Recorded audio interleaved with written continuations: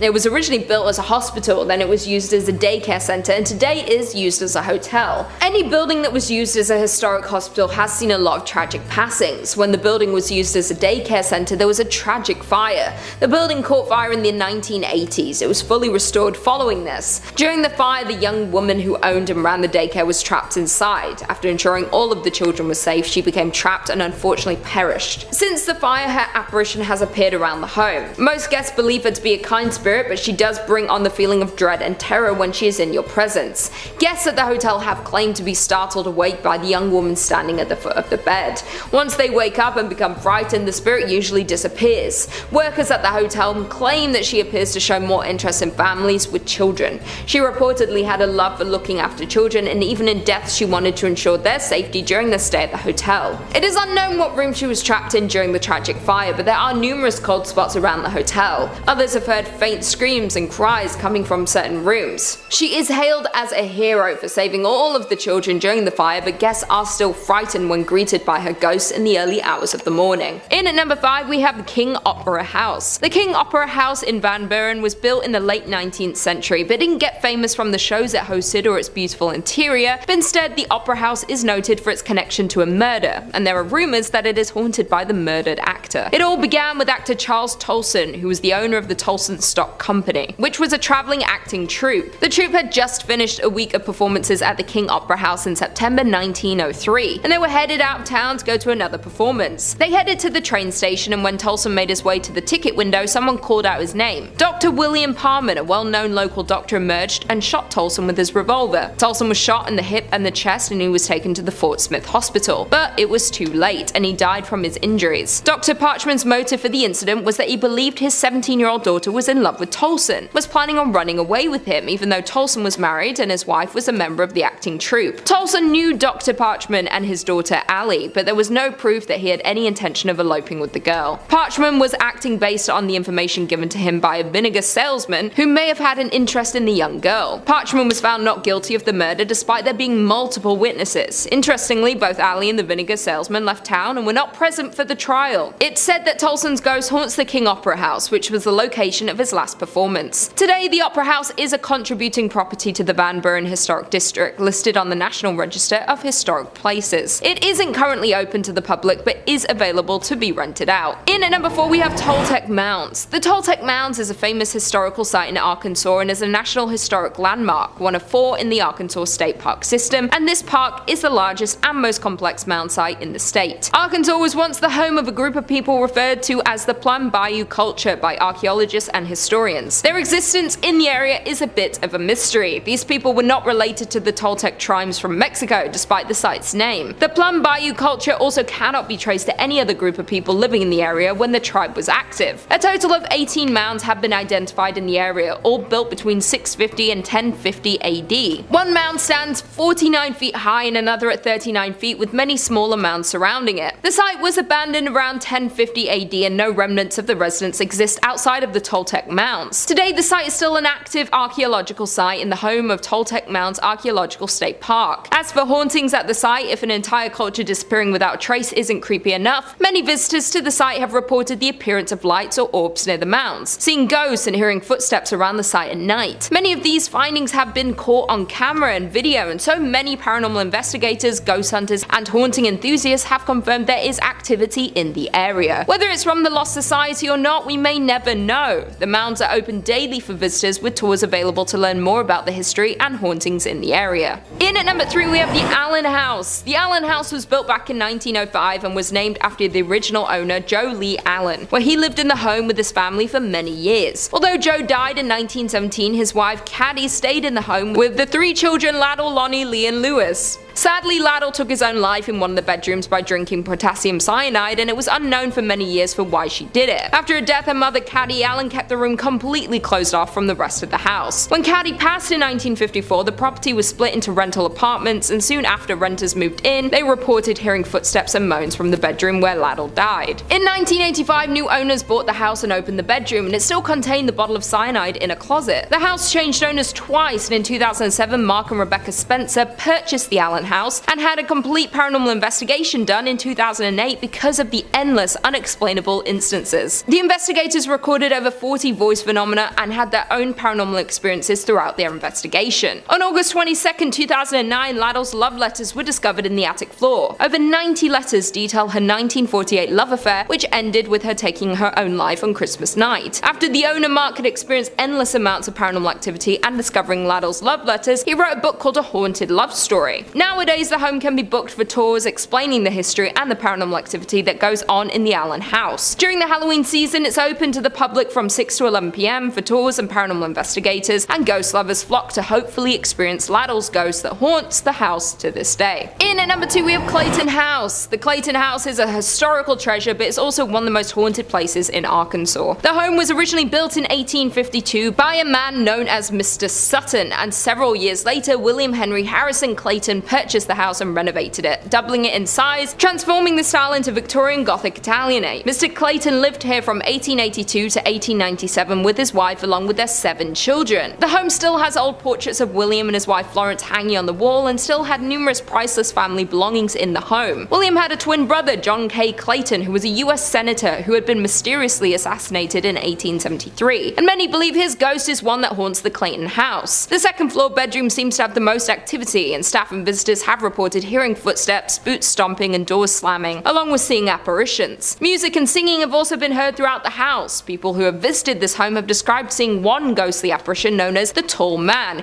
who is dressed in all black, wears a hat, and walks angrily around. Another spirit often seen around the Clayton property is described as the woman in the brown dress. The woman is said to be peaceful and often just stands in one spot quite still. She is believed to be either Mrs. Clayton or possibly a nurse from the time the property was a hospital. The home became abandoned during the Civil War before it transformed into a Union Army hospital. There was a carpenter in 2007 who was doing some repairs on the home and took pictures before it started working, and when the pictures were developed, there was what appeared to be a woman in one of them. The home is now listed on the National Registry of Historic Places and holds tours of the home explaining the history and ghost stories. And finally, in at number 1 we have Crescent Hotel. The Crescent Hotel was built in 1886 and can be found in Eureka Springs. Due to the rich history, it has hundreds of tales of paranormal experiences and ghost sightings. The hotel has previously served as both a private girls' college and a cancer hospital, where Dr. Norman Baker claimed to have the cure for cancer. There are so many stories of ghost sightings, starting in room 218 where Michael, an Irish stonemason, who fell to his death when building the hotel. He's known to hang out in this room and is often seen. Theodora, a cancer patient who is known to be seen fumbling for her keys outside room 419, as well as tidying up for guests when they leave the room. Brecky, who passed away in the hotel, has been seen throughout the hotel, often bouncing a ball. Dr. John Fremont Ellis, the hotel's former in-house doctor in the 19th century, is often seen, or his cherry pipe tobacco is smelled near his former office, which is now room 212. Even the famed hotel cat Morris, who had been buried on the hotel property, is regularly seen and heard. A recurring phenomenon happens at a specific spot on the 3rd floor, where the hotel connects to an annex built onto the hotel when it was a hospital. The area has been said to be a portal to the other side. There have been multiple guests who have grown faint, with a few passing out frequently. Guests turning pale and falling against the wall and then sliding down. Many paranormal investigators believe that limestone has a special ability to absorb and release electromagnetic and psychic energies. Crescent Mountain, the hilltop the hotel sits on, is predominantly limestone. The massive thick stones used for the body of the hotel were also made of limestone, and these factors may contribute to the amount of paranormal activity the hotel guests experience. The Crescent Hotel is dubbed America's Most Haunted Hotel and has been on many TV shows like Ghost Hunters, Ghost Adventures, and Paranormal Witness. There have been an abundance of extraordinary experiences and have attracted the attention of paranormal investigators to study and research the hotel's supernatural activity. The hotel offers daily ghost tours to learn more about the ghost stories, sightings, and the history of the hotel. In at number 5 we have Whispers Estate.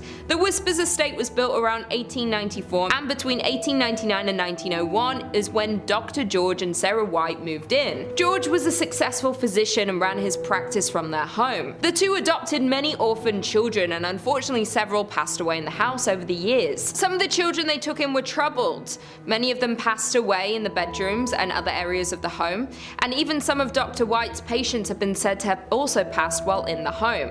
Dr. White practiced in the home for over 25 years, so it's probable but unknown how many over the years had passed in the home. In the early 2000s, the home underwent renovations and a lot of bizarre activity began. Many claim that lights would flicker on and off, footsteps would be heard stomping around on the 2nd floor, and as time went on, the activity escalated. To this day, people reserve time to come and experience all this paranormal activity and are encouraged to write down any experiences they had while in the home, and these accounts are posted to the Whispers Estate's official Facebook page.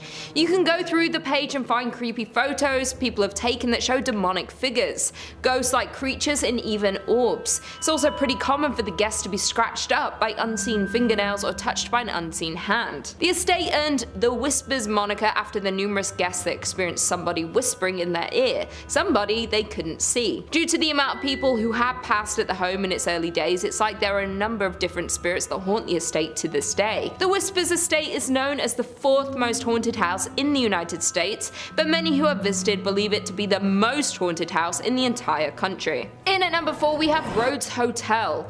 The Rhodes Hotel was established in 1893 and was named after the first owners, Clara and Newton Newton Rhodes. The youngest child in the Rhodes family, Everett, passed in one of the second-story bedrooms after contracting tuberculosis at 18 years old. Soon after their daughter's death, Newton unfortunately died, and it's believed he had died inside of the house. After Newton's passing, Clara turned the house into a dual brothel and speakeasy. It's said that one of the ladies of the night, Sarah, still haunts her bedroom tucked behind the stairs on the second floor. After Clara's death, the family home was opened as a hotel in the late 1800s and was meant to house those flocking to East Central Indiana during the natural gas boom. It's even believed that John Dillinger and Al Capone stopped at the hotel for a stay after hitching a ride on a train to Indiana. Not only did the family pass in their home, but a preacher by the name of Lester Poor supposedly hanged himself in the attic during the time when the home was converted to a hotel. But many believe his death could have been a murder. Due to the hotel's rich history, many locals and visitors have experienced paranormal activity, and everyone in the town knew that many spirits that passed in the building still haunt it to this day. The hotel closed its doors in 1937, and the property remained in the Rhodes family hands but sat empty for more than 30 years. The hotel and its contents were eventually auctioned off, and it landed on the National Register of Historic Places, and the hotel saw 3 owners before the Haleys took it over for restoration. The Rhodes Hotel was purchased by Clint and Linda Haley in 1995, and they heard rumors about the haunting of the hotel, but this didn't faze them. They were more worried about the work they'd have to do to restore the home. The Haleys claim that they didn't encounter any paranormal activity, but many find that hard to believe. The hotel was up for sale again in 2017 when a man by the name of Couch took it over for his charity. Couch had launched the Lost Limbs Foundation 4 years earlier, which raised funds for prosthetic limbs for children. To this day, Couch's charity has owned and run the hotel. Not only had it been named among Indiana's most haunted places, but the hotel is consistently booked for private and paranormal investigations. The overnight investigation tickets can get up to $200, and this hotel attracts people from across the country. There have been many investigators that believe there is extensive activity in this old hotel, and people have captured a figure-like shadow moving across the living room curtains with the use of night vision cameras. Most commonly, people hear whispers and the second floor creaking when no one is inside. Unlike the Haleys, Couch said he's seen and heard supernatural happenings in the hotel since moving onto the property in 2017. He's heard footsteps on the staircase, the property camera has turned off randomly, and picked up voices before the footage flickers back on. Once, while hosting an investigation, Couch said he witnessed one of many Victorian dolls left behind from a previous owner jump off of its chair. In at number 3 we have Avon Bridge. The Avon Bridge is known to be haunted by almost every local living in the area. It is a massive trip-arch railroad trestle spinning a rural road over White Lick Creek. The bridge is a fascinating landmark in Hendricks County with lots of legends and history surrounding it, some more sinister than others. There are a few historical facts about the bridge that we do know. It was built in 1906 off County Road 625, was designed by W.M. Dunn, and is still used today. Many haunted stories surround this bridge and the area surrounding it. One story claims that a mother had been walking on the tracks and fell to her death. The mother's wailing could be heard when you drive under the bridge. It's common for many locals to honk when driving under the bridge in an effort to muffle her screams. Another story is that a drunk rail worker slipped during construction and was buried alive in the wet cement. The tale is that when a train goes over the bridge, people claim to still hear his moaning. Many locals say that if you go near the bridge at night, you will hear moaning and can see a ghostly figure of a ghost, or even 2 or 3 at a time. If you're traveling near the bridge on a hot summer day, you may be witness to the ghost tears streaming down the concrete. Many people don't even refer to it as the Avon Bridge. It's often called the Haunted Avon Bridge because of the number of accounts of ghost sightings and constant sounds of the moans and screams heard from the ghosts that haunt the bridge. In at number 2 we have James Allison Mansion. The James Allison Mansion was built for James Allison, and it was a dream home, done in a grand design and style that exhibited James's wealth and importance. James was an important figure in the auto and plane industry, greatly helping in the development of cars and airplanes. He founded the Presto Light Company, which produced the first efficient headlight for early automobiles, and was a founding partner in Carl Fisher's Indianapolis Motor Speedway. He also started Allison Engineering Company, which evolved and transformed into an aircraft engine make known today as the Allison division of Rolls-Royce.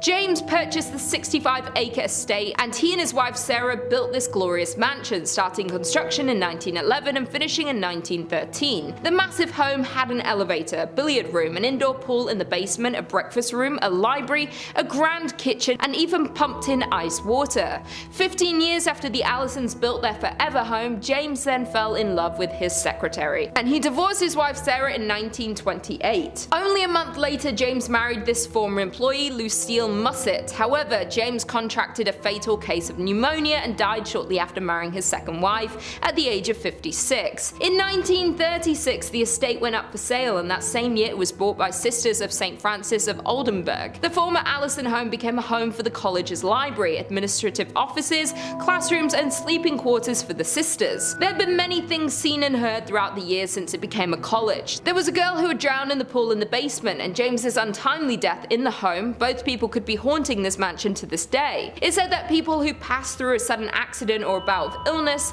sometimes their spirits hang around, perhaps unaware that they have died or not wanting to accept their deaths, and this is the case for both the little girl and James. The entity of a little girl is often seen throughout the mansion. There are strange cries that are heard from the basement, in the attic, and objects seem to move by themselves and can completely disappear.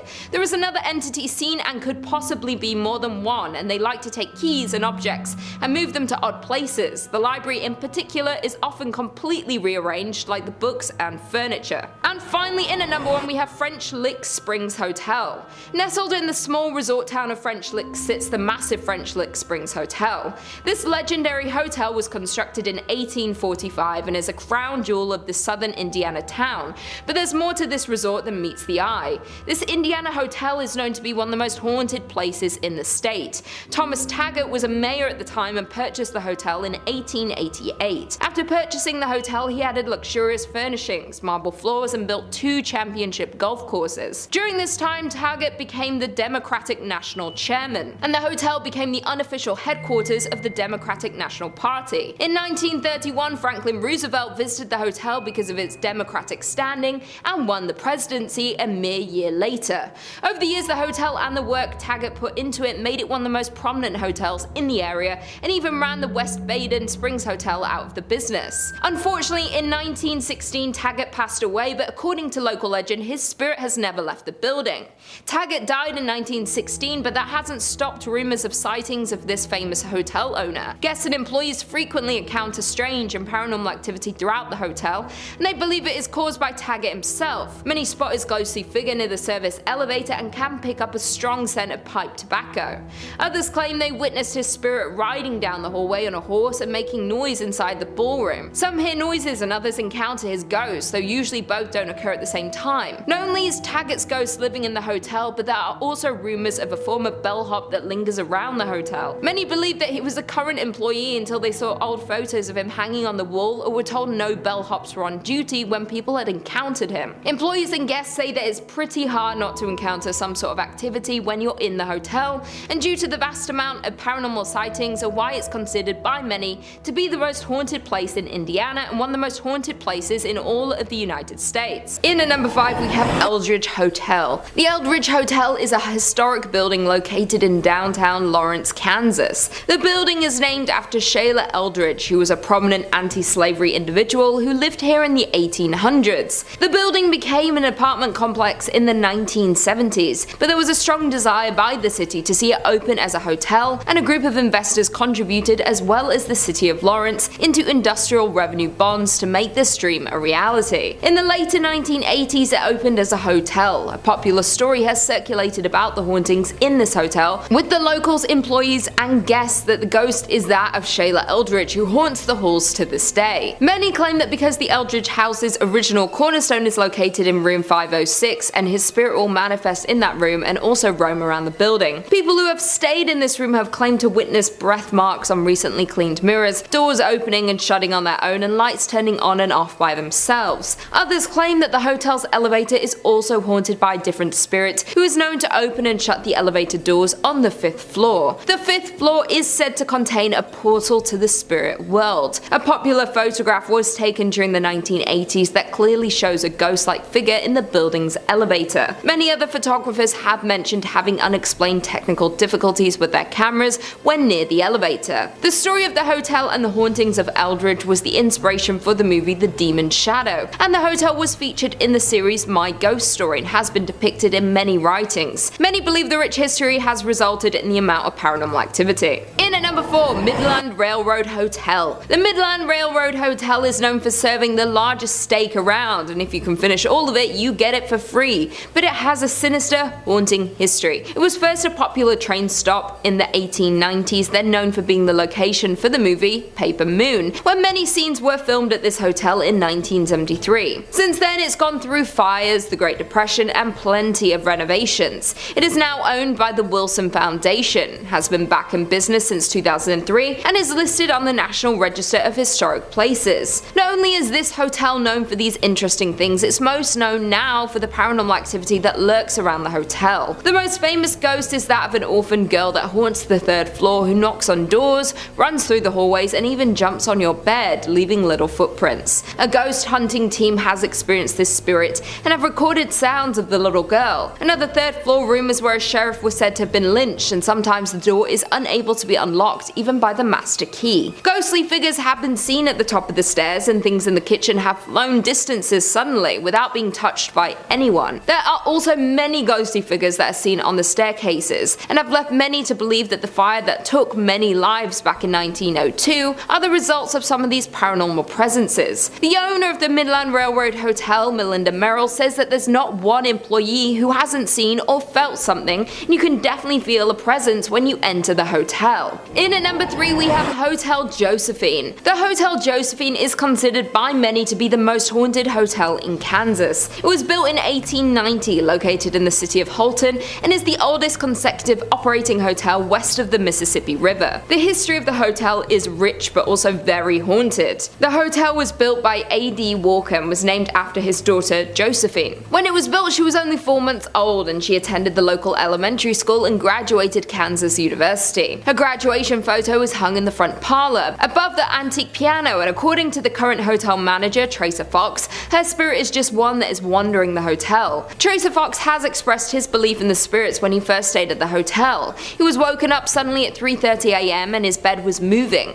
He figured there was an earthquake, but when nothing in the news confirmed it, he knew it was a spirit. His mother came and stayed in a room across from him and experienced the exact same thing he did with no explanation for it. They had been skeptics before these happenings, but they are both now firm believers. Other guests staying at the hotel have similar stories, as well as experiencing hearing strange sounds, laughter, footsteps, and seeing shadows. It has been expressed that spirits can be found on each floor. One of the most haunted rooms in the hotel is the Buffalo Room, where shadows are often seen and photographed in the mirrors around the room, as well as the Carrie Nation Room. According to historical documents, a woman hanged herself in the bathroom of that room, and many guests staying there have come out of the room clutching their necks and having a hard time breathing. The hotel has brought several famous guests over the years, including former US President Grover Cleveland, who stayed there in between his 2 terms as president, along with Carrie Nation, Robert Louis Stevenson, Charles Curtis, Kirstie Alley, John Sullivan, Sam Rayburn, and Harry Langdon. Due to the amount of paranormal activity and active spirits in this hotel, the hotel hosts several paranormal and haunted events throughout the year, and many ghost hunters come to Hawthorne to check out the more than century-old hotel. It's also been featured in many television shows, including Ghost Tours of Kansas and Haunted Rooms America. Coming in at number 2, we have McInteer Villa. The McInteer Villa is one of the unusual and historic houses built in the city of Atchison. It was built in 1889 for John McInteer, a wealthy manufacturer of harnesses and saddles. He did a great deal of business with wagon trains plying the overland trails. John McInteer's first wife, Alice, died in 1892. He married his second wife, Anna Conlon, a widow with 3 sons, and after John's death in 1902, Anna continued living in the home until her death in 1916. During her ownership, the house was home to many of her relatives, with lots of children as well. Around 1925, Anna's brother, Judge Charles J. Conlon, a prominent Atchison lawyer, and his family made the villa their home. In 1952, the McInteer Villa was purchased by Miss Isabel Altus, a retired professional violinist and eccentric. She lacked the financial resources to be able to restore the home, and shortly before her death, she sold the home to George Gerardi in 1969, who started to rehabilitate the old estate. Many people, past and present, who have lived in and visited the home have experienced many paranormal experiences. There have been figures being seen in windows when no one is home, lights turning on and off in the tower which doesn't have electricity, a speaker getting thrown off the counter, and boxes mysteriously moving on their own. Sounds of slamming doors throughout the night, footsteps walking down the hallway on the 2nd floor throughout the night, the feeling of being watched, drastic temperature changes, voices, the scent of a woman's perfume, and the hunt of cigarettes. The number of encounters and confirmed hauntings seen and heard around this home is crazy, and it's considered to be one of the most active paranormal homes in all of the US. The amount of activity in this home makes it a hub for investigators, mediums, psychics and ghost hunters. They offer ghost tours of the home, and you can stay overnight to try and encounter these spirits. And finally, in at number 1, we have Sallie House. The Sallie House is said to be the most haunted place in Kansas. This home was built in the turn of the century and is located in the city of Atchison. After being built, the home was bought by the Atchison physician who worked from his home. The front served as an office space and examination rooms, and the upstairs is where the doctor and his family lived. One day, a frantic mother arrived at the home carrying her young daughter Sallie. The child had collapsed from severe abdominal pain. The doctor diagnosed appendicitis, but there was no time to delay surgery. Sallie unfortunately passed away on the operating table. For years after, many believe Sallie stayed to haunt the home, and the haunting grew infamous in 1993 when the house was rented to a young couple. It started when the couple's dog would growl at nothing and make even louder growls when near the upstairs nursery. Things began to take a violent turn when fires broke out in the house and a series of sinister attacks on the husband began. The former operating area would feel extremely cold, and objects would visibly move when the young man came close. He could feel scratches on his chest and abdomen, but the ghost never attacked the wife or baby. Not only did the former residents experience the paranormal activity, but locals and other visitors of the home have experienced objects moving on their own, mysterious coldness, physical touches, video and investigative equipment that stopped working, trained guide dogs refusing to enter the nursery, and unexplained scratches or bruising on their bodies during and after their visits. Psychics have visited the home, and many have confirmed the presence of spirits in the home and have even communicated with them, and many have entered as skeptics and left believers. Due to the number of experiences in the home, it's gained a lot of media coverage from television channels including A&E, the Travel Channel, the Discovery Channel, and the Sci-Fi Channel. The home is not currently occupied but holds many guided ghost tours for both daytime and even overnight visits for the ghost lovers and paranormal investigators. Beware though, because a waiver is required due to the potential for personal injury, but no serious injuries have been reported since the last tenant in 1993. Number 5 on this list is the Seelbach Hotel. Seelbach Hotel is located in the heart of Louisville and has been there for quite some time. Virginia Travel Tips says, in 1905 the Seelbach Hotel in Louisville opened its doors. For more than a century, this exquisite historic hotel has functioned as one of Kentucky's most important historical landmarks. The hotel, on the other hand, is notorious for its ghostly activity. Patricia Wilson, the Lady in Blue, is one of the hotel's most famous sightings. She was a woman who had recently divorced her spouse and intended to meet him later at Seelbach to try and work out their differences. Unfortunately, her husband died in a car accident and never showed up. She was devastated by the loss, and she died not long after that. As a result, guests notice a woman in a blue outfit strolling around the hotel. Other ghosts have been reported at the hotel, and they include a woman dressed in old, worn-out clothing who was approached by a staff member attempting to communicate with her, but then she disappeared.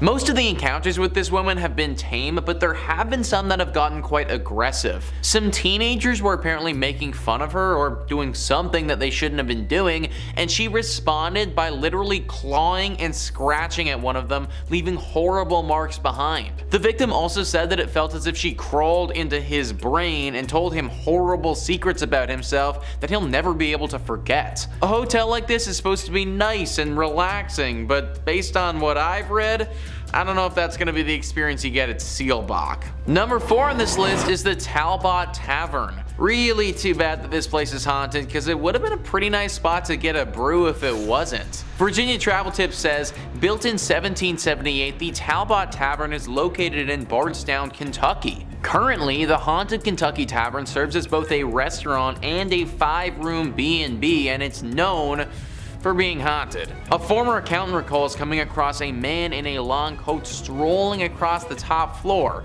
He then turned to face her and began laughing uncontrollably. Another famous hotel resident was the Lady in White, who forced a couple to flee the hotel in the middle of the night since she was hovering over them while sleeping. Many workers and visitors to the residence have related accounts such as orbs floating around the rooms, flashes of lights without cameras being seen, objects moving on their own, and doors opening and closing when no one's in the building. I, for one, am not trying to wake up to a ghost just hovering over me, guys.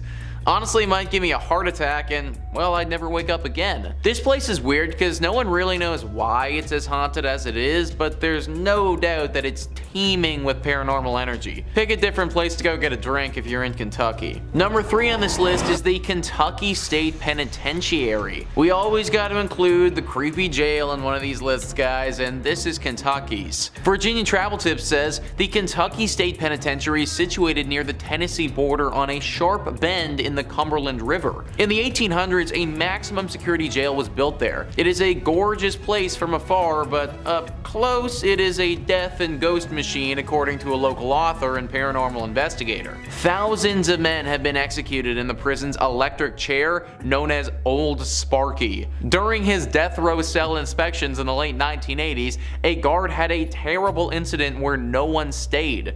He was greeted by a prisoner who was reading the Bible. When he returned to his office, he asked about the prisoner's meal, only to discover that no one was in that cell. When he returned to the cell, he discovered that it was empty except for a small Bible on the floor.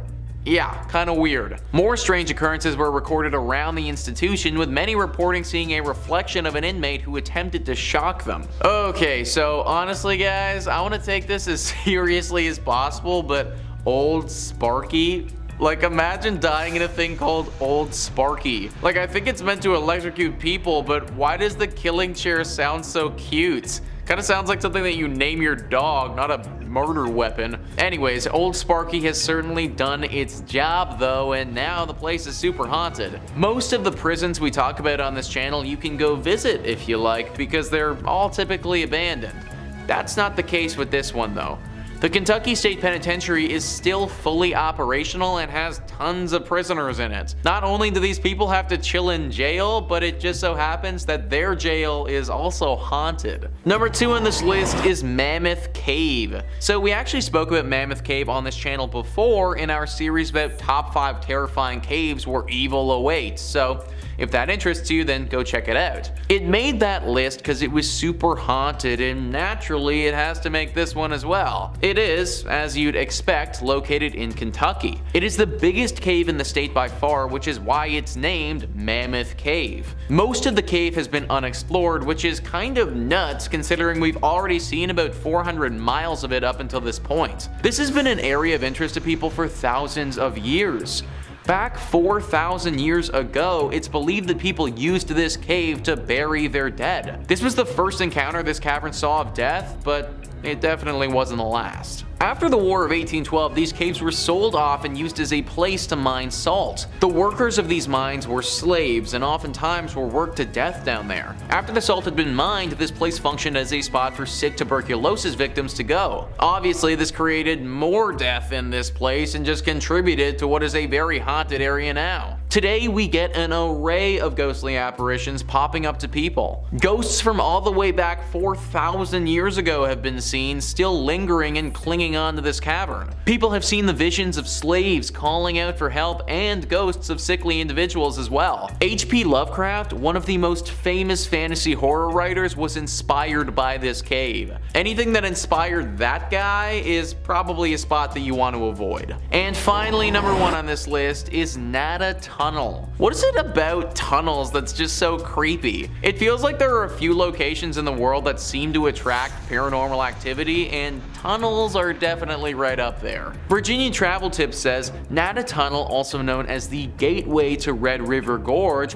is located in Powell County, Kentucky. Works of a 1-lane tunnel on a 2-way road began in 1910 and concluded in 1911. Drills and dynamite were used to rip through the limestone rock during construction, and one worker died while attempting to dissolve a stick of frozen dynamite by placing it next to the fire, which, resulted in the dynamite exploding. As a result, the man's spirit is claimed to haunt the Kentucky Tunnel. Others allege that the location is haunted as a result of a climber who died in this region. These incidents are linked to the mythology of a green orb appearing in front of the tunnel. If you plan to enter the tunnel, keep in mind that it only fits one automobile at a time. therefore check for other car headlights before proceeding. This is one of the coolest haunted places in Kentucky for the sake of it being engulfed in nature. So it may look really cool, but the haunted nature of this spot makes me think that it should be avoided. Man, imagine literally getting blown up by a stick of dynamite. Like, that might actually be the worst. Granted, my dude did stick the dynamite literally right next to a fire, so I feel like he might have brought this one on himself a little bit. I'm not really sure how the climber would have died in this tunnel, but you gotta imagine that he screwed up if he was climbing in a tunnel. Either way, the spot is definitely riddled with these spirits, and they manifest themselves as this glowing green orb. Now, there haven't been too many reports of this thing being super dangerous, but it is definitely creepy to say the least. Locals don't really travel down this pathway for fear of the orb and what it could potentially do to them. Also, on a total side note, I just want to bring up the fact that this is a one-way tunnel on a two-lane road.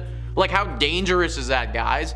What if it's foggy or something and I can't see all the way down the tunnel to the other car? That is literally the dumbest road design I have ever heard of. Maybe the legend was just created by the locals because they know how dangerous this freaking tunnel is. Regardless of what it is, I recommend staying away. Coming in at number 5, we have South Manitou Island in Leland. South Manitou Island is part of an island chain in Lake Michigan that extends north to the Straits of Mackinac. The only public access is by ferry from Leland, Michigan. The island consists of a ridge of tilted layers of limestone buried under a blanket of glacial debris. 16 miles offshore from the Leelanau Peninsula, featuring 300-foot sand dunes, deserted shoreline, and empty campground, it's about as terrestrially creepy as you can get in Michigan. In the 1800s, the island became a popular harbor for ships traversing the newly built Erie Canal into the Great Lakes and on to Chicago. One local legend surrounds a ship full of passengers stricken with cholera stopped at South Manitou, where sailors buried their victims in a mass grave, some of them still alive at the time. Soon after this incident, the first appearance of ghosts and hauntings began.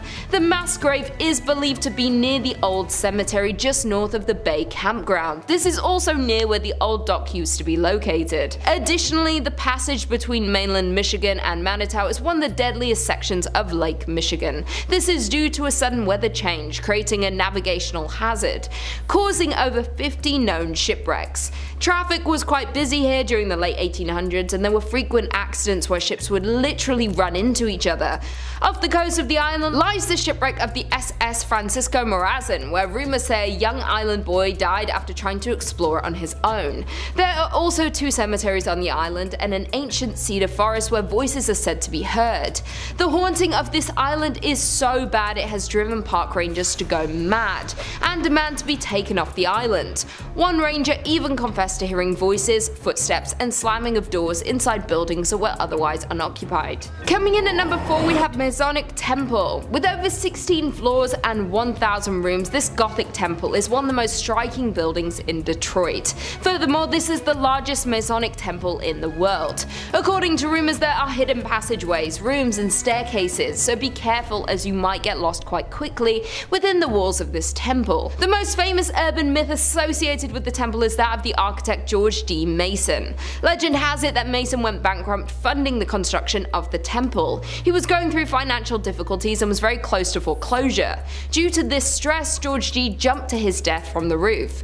This story will back up the fact that many reports of a ghost climbing the steps to the roof of the building as if stuck in a loop of his darkest moment. Even scarier, additionally, guards frequently find the door to the roof unlocked, even when it was just checked moments earlier. Additionally, the temple has various cold spots and doors are reported to close suddenly. One of the roof doors is said to swing open just moments after it is locked by a watchman.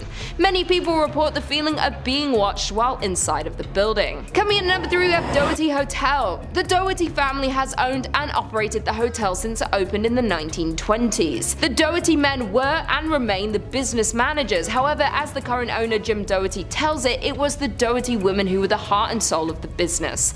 The hotel has a colorful history. During Prohibition, it was a speakeasy, a place for backroom gambling and adult entertainment. It was also a meeting place for the mafia and purple gang. gang. Here, they worked out their differences. In 1938, the hotel was the site of one of the Michigan's most notorious murders. Isaiah Lebo, former Purple Gang attorney turned Purple Gang businessman, was murdered in the bar. He was shot by his cousin and business partner Jack Livingston and sadly passed away.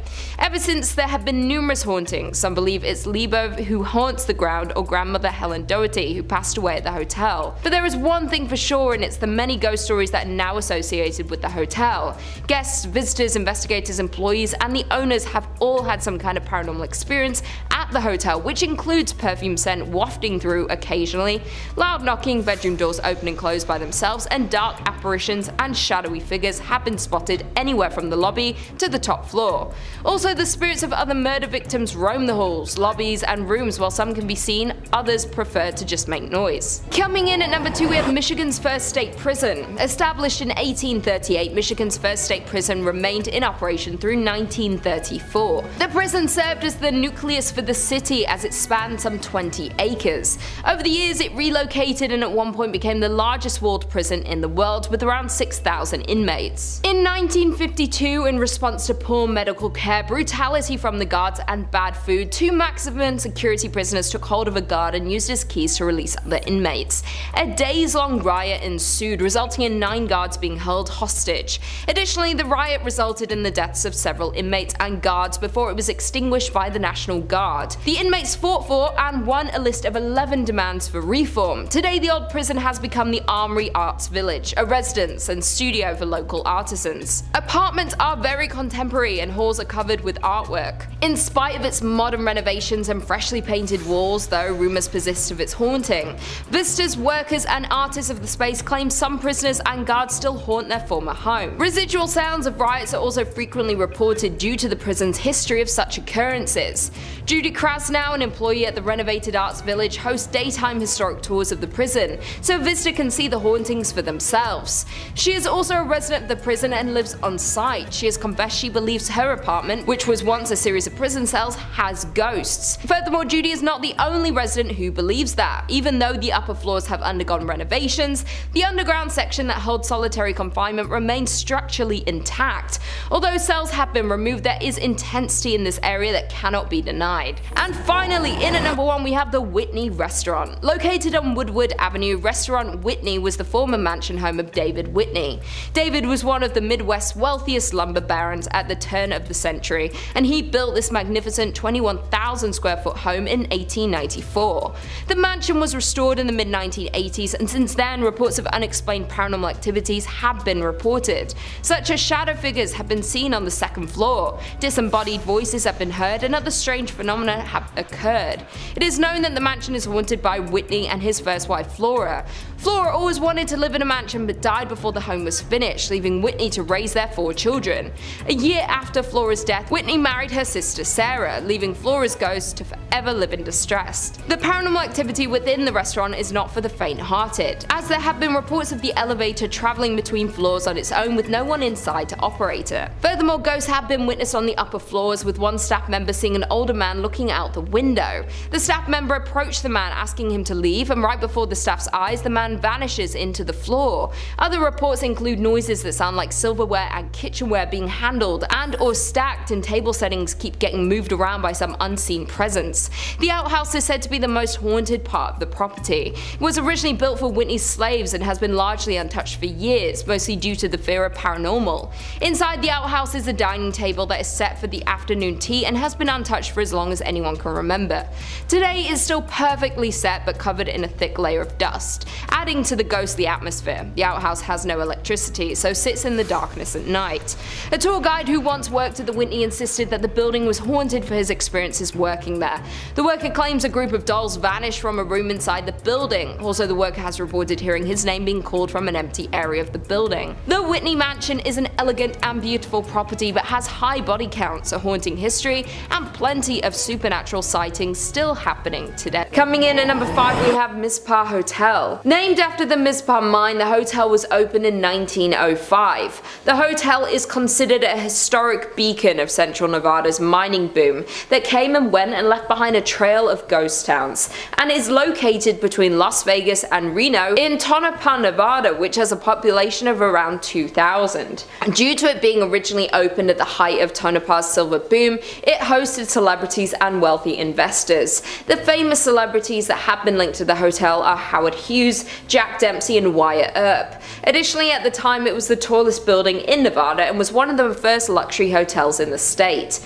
At the time that it was built, it was heralded as a sign of Tonopah's prosperity, as it was displayed on newspaper headlines, proudly displayed in the Mizpah during the area. However, over time several accidents and crimes took place on the hotel grounds, making the hotel need to close and reopen several times, most recently in 2011 after being closed and boarded up for 10 years.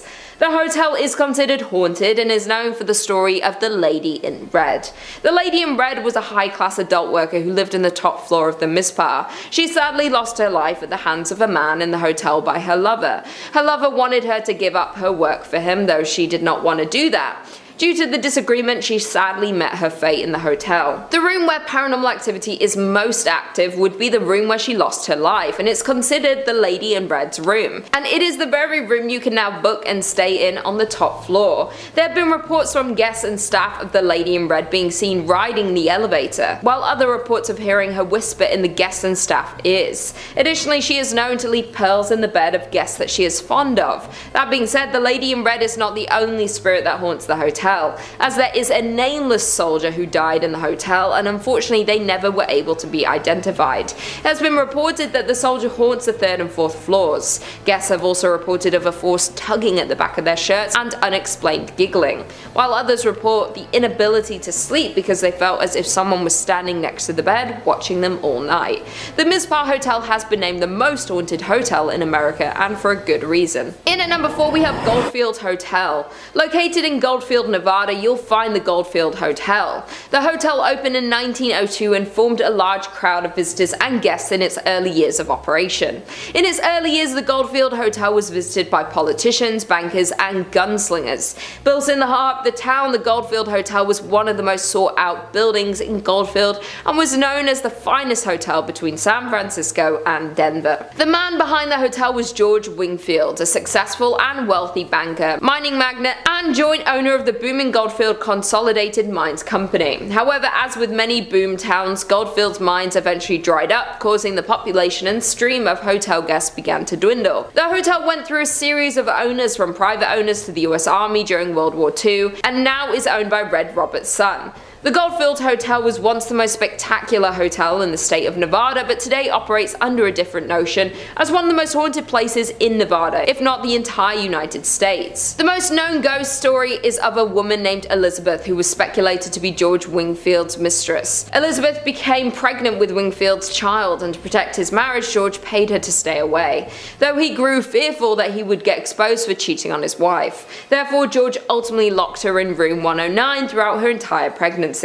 Wingfield fed her food and water to keep her alive until the child was born, but then Elizabeth disappeared altogether and was never to be seen again. Many guests touring the Goldfield Hotel have claimed to see Elizabeth's ghost, and some even claim to hear crying, notably calling out for her child. George's ghost is also said to haunt the hotel, with guests reporting to the lingering smell of cigars and ashes being left on the floor. Those aren't the only ghosts that haunt the Goldfield Hotel, as other spirits of those who lost their lives on the grounds of Goldfield have been reported to be seen lurking in the halls and lobby of the old hotel. In at number 3 we have Bobby Spring Ranch. Located just outside the glitz of the Las Vegas Strip sits a plot of land that takes visitors to another time and place. That land is known as the haunted Bonnie Springs Ranch. Originally built in 1843, the ranch was used as a stopover for the wagon trains going to California. While in 1958 the ranch was renovated and opened to the public as a tourist attraction with stables, a restaurant, and a petting zoo. Later a functioning saloon, shops, box, wax museum, wedding chapel, and replica schoolhouse were added to the ranch. There is not only one ghost that roams the ranch, as it's known there are multiple spirits that reside at the Bobby Springs, but one of Bonnie Spring Ranch's most commonly sighted ghosts is that of a little girl. Her spirit is mostly sighted playing in and around the town schoolhouse before suddenly disappearing. The nearby merry-go-round has also been known to turn on its own unexplainably, where many believe it could be the spirit of the little girl playing on the ride. Another active area of Bonnie Springs Ranch for paranormal activity is the Wax Figure Museum. This small tunnel-like maze leads guests through a creepy history display, which literally comes to life for some. Many have claimed to witness these wax figurines move on their own and appear as though they are inhaling breath. The ranch's management even had to allegedly nail the displays down as they were moving out of position so frequently. The final and most evil of Bonnie Springs Ranch's hauntings are found within the Opera House. It is here that a darker, more negative energy is present. The spirit takes the form of a dark shadow figure that follows people through the area and has even been captured in photographs, disturbing the EVPs have also been caught in this area. In at number 2 we have Nevada's Governor's Mansion. From the outside, the Nevada State Governor's Mansion is a grand 2-story building, while inside on the first floor you'll find the grand entry hall,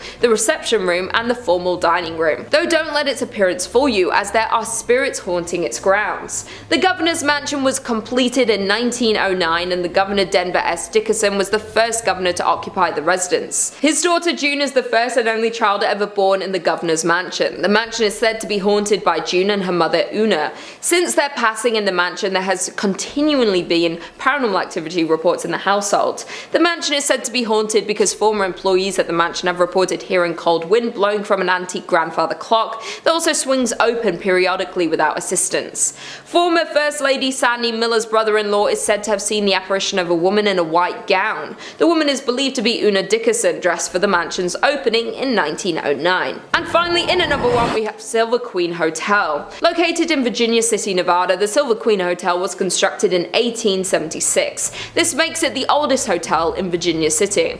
However, the Silver Queen Hotel is known for much more than just being the oldest hotel in Nevada. The main level of the property features an authentic 1870s saloon with one of the largest single-piece wooden bar counters and bar backs you'll ever see. The Silver Queen is also a popular destination for weddings, as there is a historic chapel on site. Of all of the allegedly haunted places in Nevada, paranormal experts tend to agree that Virginia City, as an entire city, is the most collectively haunted place in Nevada, especially as staff, guests, and countless paranormal investigators are certain that ghosts roam the 138-year-old property. One of the most active spirits that haunt the hotel is Rosie. Rosie was an adult entertainment worker who dealt business in the Silver Queens. Though during the late 1800s in room 11, Rosie lost her life. Her story remains mysterious, but Rosie is said to have never left the Silver Queen, making countless appearances in the decades following her passing. Even though the entire hotel is carpeted, guests have often reported loud steps on a wooden floor, rattling doorknobs, the sound of voices, or even the sight of Rosie herself at the top of a long staircase where she has been spotted lingering.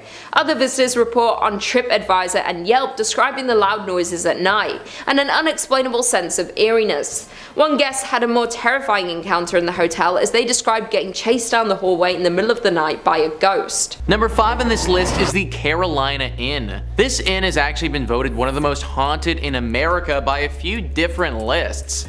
The University of North Carolina says the Carolina Inn was built in 1924 and quickly became a popular hotel for visitors and graduates of the university. In 1948, the Carolina Inn's most long-lasting guests checked in and apparently never left. Dr. William Jacox was a fun-loving man with a witty sense of humor, had recently retired from practicing medicine, and decided to make the Carolina Inn his final home. He lived in room 252 for 17 years before his death in 1965. As shared by the Carolina Inn, guests that have stayed in Jacox's old room report being inexplicably locked out of the suite. One time, the lock was so stubborn that a workman had to use a ladder to break into the room. Visitors have also noticed strange occurrences such as messy bath mats and previously closed curtains being pulled wide open. Some have encountered the smell of freshly cut flowers despite none being in the room and felt their bodies become strangely cold for no apparent reason. This is only part of the stuff that goes down at this room as well, guys. Some people have reported seeing a poorly dressed man approach them looking for an unlocked door, and then if they show it to him, he runs away screaming. It's thought that this is the ghost of Dr. William Jacques. I don't know why unlocked doors scare this dude so much, but anyone who's gonna spend 17 years in this hotel is probably a bit of a weird dude. Unless you want to deal with a crazy old doctor ghost messing with you all vacation, I'd stay at a different inn. Number 4 on this list is the new Hanover County Library. I don't know why, guys, but something about haunted libraries is just so intriguing to me. Like, it just seems so mystical and mysterious, I guess. This haunted library is located right in Wilmington. There is a woman that haunts this place who's believed to be a patron. Apparently, she used to donate quite generously to this library and in death doesn't want to leave it behind. She isn't the only ghost that walks the halls here and haunts the books. There's a male poltergeist who makes his presence quite known as well. He apparently died in a duel that happened here many years ago before this land was turned into a library. Nowadays, these two ghosts make it very hard to do any serious learning or studying considering they haunt the place so much. The woman isn't too bad, she just shows up and looks super creepy, but from my reading, she only actually punishes those who cause harm to the library or make fun of it. Those who come here to learn and to read, she leaves them be for the most part. The man, however, is certainly quite the pest. He often messes with those that come here and makes it very difficult for people to accomplish anything. I love libraries, I think that we should all go to them more often, but maybe just not this one specifically. Number 3 on this list is Fort Fisher. Fort Fisher was a critical fort during the American Civil War. It was used by the Confederate Army and was pretty instrumental for them from 1861 to 1865. This fort was used to protect an important trade post there that the Army needed. They defended this place for those 4 years, but then in 1865, the Union Army came in and was finally able to capture it. This battle was a very bloody one and was actually huge for the Union Army and the overall scope of the war. Apparently, there was a lot of death at this fort, and that death, it's never really gone away. Now, this fort is teeming with paranormal activity. Visitors will often report hearing gunshots coming from thin air. The sounds of many footsteps all running at once as if people were charging ahead. Orbs of energy appear in front of them from no apparent source. There are 2 very famous ghosts that haunt this place as well, Robert E. Harrell and General William Whitling. Robert was apparently an outcast who died under mysterious circumstances and has not been able to rest since. The general was actually taken prisoner and killed at Fort Columbus, but he returned to this place because he feels regret for how he failed in life. He was apparently responsible for defending this place and was not capable of doing so. A very haunted fort that I wouldn't recommend going to. Number 2 on this list is Lydia's Bridge. Who is Lydia and why does she have a bridge and why is it haunted? Well, Lydia is quite the famous ghost. This is a true ghost. Like, when you think of a ghost and a ghost story, this meets all the criteria for a good one. Spectrum Local News says, people traveling between Jamestown and Greensboro on US Highway 70A said they've encountered the ghost of Lydia, a hitchhiker. If she's picked up, she gets into the car and vanishes before she reaches the requested destination. Various versions of the Lydia legend have been passed along over the years, and there are apparently 11 different versions of the story that are set in North Carolina. It's common for folks to go ghost hunting for Lydia near the bridge. In the book, Looking for Lydia, historians Michael Reniger and Amy Greer cite the 1923 death of Annie C. Johnson as the real-life Lydia who died after a car flipped in 1920. That is a story with some history, man. Literally since the 1920s this has been going on, and there are 11 different versions of the story. A story like this isn't just made up. It's not just something that one person posted on Creepypasta that became a thing. No, this has been part of the identity of North Carolina for a century. Countless people have picked up this woman and then had her disappear right before their very eyes. Car accidents have happened from people driving this woman and then getting so shocked that they spin off the road when she disappears. Lydia, or Annie, is a real ghost who stalks drivers along this road and especially this bridge. Although she isn't inherently evil in nature, as I said before, accidents have happened when people realize they were just driving a ghost around. I have no idea where Lydia is trying to get to, but trust me, you probably don't want to be the person to take her there. And finally, number 1 on this list is the Devil's Tramping Grounds. This is in reference to a very strange patch of soil in North Carolina. For decades, this circle of dirt has allowed nothing to grow on it at all, whilst the area surrounding it is home to luscious wildlife. The Sun Journal says regional legend maintains that Satan frequents the area on his nightly walks,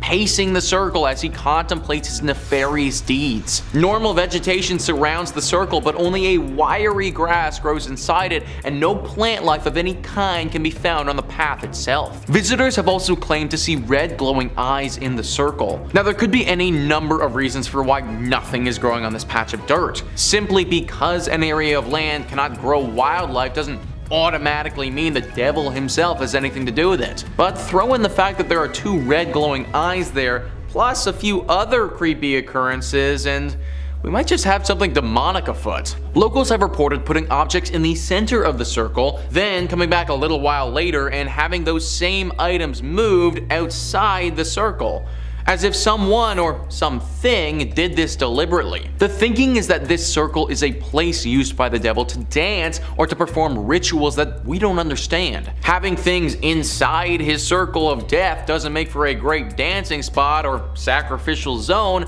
so those things need to get moved. That's why we see the red eyes in the night, and there's an overwhelming sensation of dread in the area. It's the devil doing his devilish things. A daring reporter actually decided to test this theory one evening and slept in the exact spot in a tent. He said that the entire evening he heard the distinct sounds of dancing footprints outside his tent, but couldn't spot anything when he looked out. My dude literally could have been like 1 foot away from the actual devil. No idea how he managed to make it through the entire night, but honestly, solid respect. Either way, this guy's story is an exception, not the norm. I'd avoid this place at all costs, because if you don't, the devil might actually make you pay for it. Number 5 on this list is Stivers School for the Arts. This is a high school that's attracted hundreds of artistic students from around the region for years. It's apparently a really good school, however, ever since a murder back in the 1920s, it's been deeply haunted. AGC writes,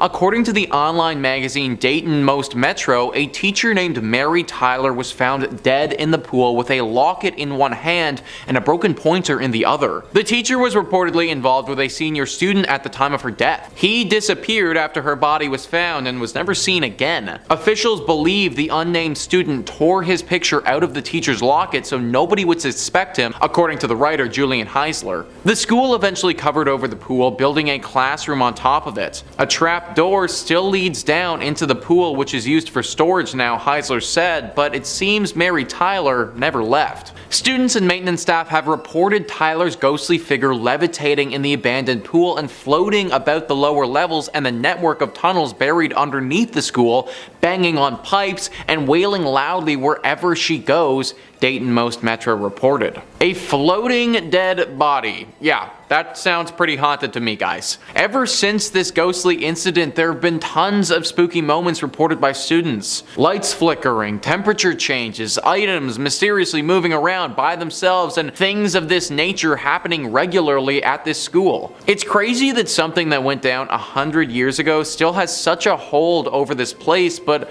literally a century later, and we still haven't shaken the ghost of Mary Tyler. Hopefully the next century is a little bit less scary for the students at Stivers School for the Arts. Number 4 on this list is the Cleveland Federal Reserve. The Cleveland Federal Reserve is where the money is. Now, this isn't a comment on people being haunted by crippling debt, even though that's probably the most realistic thing I've ever said on this channel. No, this place is haunted by an actual poltergeist that you don't want to mess with. Matilda is the name of our ghost in question, and she's said to haunt the vault down below. Now, the good thing about this place is that you actually can't even get to the haunted area. So even for those of you who are feeling daring, you aren't going to be able to go and visit Matilda because it's off limits to the public. Matilda used to work here and was deeply involved in the stock market. That's why when the market suffered a horrible crash in 1929, Matilda felt trapped and saw no other way than to take her own life. She did so in this building, and now it is forever haunted by her spirit passing through the underground walls, scaring all of those who work down there. It's hard to know how accurate this haunting really is because we don't really have any proof of it. That, however, is more due to the fact that it's super off limits and super well guarded vault that nobody can get to. If we can trust the verbal accounts of the people who've run into her, and there have been many, then we should definitely fear this vault. Number 3 on this list is Crybaby Bridge. This is definitely one of the most famous spots in the state when it comes to hauntings. This one specifically is the Rogues Hollow Crybaby Bridge and has a pretty sad and scary history. There are 2 legends that could be true in regards to this bridge. The first one says that the mother of a newborn child had a falling out with her lover. He abandoned her and she fell into a deep depression. She responded by throwing her newborn over the bridge and then followed that by throwing herself over as well. The second legend says that 2 parents of a newborn child were driving down the road. They got to the bridge, and on that bridge their car spun out on some black ice. The car crashed into a tree right after the bridge, killing both of the parents. The baby in the back of the car survived though, at least for a time. This road doesn't get traveled on often and it was very cold that evening. When people eventually did come upon the crash, it was too late. Ever since this incident happened, this bridge has been rightfully avoided by the locals. The horrible sound of a baby crying can be heard echoing throughout the river that it passes over. They say that standing on this bridge for too long, it's not good for your brain or your mental state. That your sanity will slowly slip away from you and any happiness and good feelings that you may have had will be sucked away down that river for good. Not a bridge that you should want to go down at all, so avoid it altogether. Number 2 on this list is Squire's Castle. So calling this place a castle is a bit of a stretch, because the castle was never actually built. News 5 Cleveland says, located in the North Chagrin Reservation of the Cleveland Metro Parks, this castle is a reflection of the builder Fergus B. Squires, who was a founding member of the Standard Oil Company. The actual castle was never built, so what it's standing on today was the shell of the gatekeeper's house for the estate. Legend has it that Fergus's wife, Rebecca, was very much a city girl who wanted nothing to do with nature. Stories say Rebecca was walking up the stone stairs when she became startled by something outside her window. In a panicked state, she dropped her lantern and tumbled to her death down the cold stone staircase. Ever since this tragedy happened, Rebecca's ghost has never left, haunting all of those who visit or stay at the estate and bemoaning her unfortunate fate. The thing is that she isn't the thing that most people are scared of. It's whatever the thing was that frightened Rebecca so much that she fell to her death. Rumor has it that there could be a werewolf-like beast roaming the estate. Dark red eyes have been seen in the night at afar, and the howls of some wolf-like creature have also been reported. Is it possible that Rebecca saw this werewolf so many years ago and that's what frightened her? Maybe she isn't trying to haunt the place at all, but actually trying to scare people away from this place so the same fate doesn't happen to them. Either way, I don't recommend going. And finally, number 1 on this list is the Lorraine Palace Theater. You know, for once, it would be really nice to go see some theater without fearing for your life. Sadly, you aren't gonna get that at the Lorraine Palace Theater. The Atlanta Journal-Constitution writes, the Lorraine Palace Theater opened in 1928 in Lorain, Ohio, near Cleveland. It seats just over 1,700 guests and was the first movie theater in the state to show talking pictures, according to the theater's website. Dave Hensley, a paranormal researcher and the founder of EVP Mediums, told the Chronicle-Telegram after investigating the palace that there are so many spirits there he couldn't even count them all. We got a name from a gentleman named Ed who said that he worked at the shipyard. That's profound because the shipyard was directly behind the palace. He claimed that he was murdered pushed downstairs, Henley said. There was a spirit who said that he died of drugs as well. And we had spirits that were killed in the 1924 tornado that hit Lorain. That was pretty emotional, one of them said. My body flew, Henslett told the Chronicle. The theater's operation director told the newspaper most people in the area probably know about the ghosts and spirits that roam the palace's hallways. I think everybody in Lorain County has been privy to the rumors of the unexplained activity in the Lorain Palace Theater, Chris Pataki said. In fact, a documentary in the haunted theater called Ghosts of the Palace is scheduled to debut at the movie house this weekend. Pretty ballsy move right there, guys, literally screening a movie about your haunted theater. in said haunted theater. All of this though should make it very clear how haunted this place actually is. Literally everybody around this area knows about this spot. And whenever you're getting a full-on movie made about how specifically haunted you are, then you know that you've made it as a haunted location. Even though most people make it out of this theater unscathed, that can't be said for everybody. Attacks have been reported and left people feeling very emotionally and even physically scarred.